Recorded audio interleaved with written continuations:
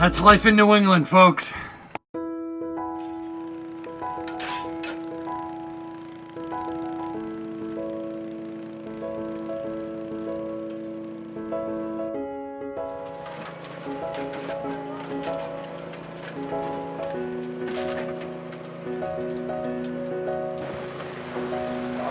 Alright guys,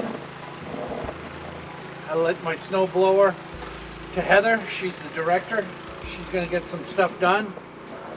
We were supposed to be doing ribs in the smoker today, but obviously because of the storm and it's about 0 degrees, my smoker will struggle too much to keep the heat.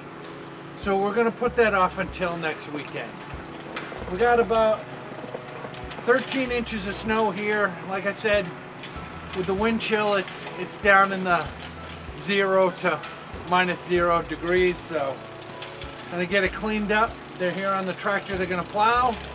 I'm going to get inside and get warmed up. Thanks again for joining us.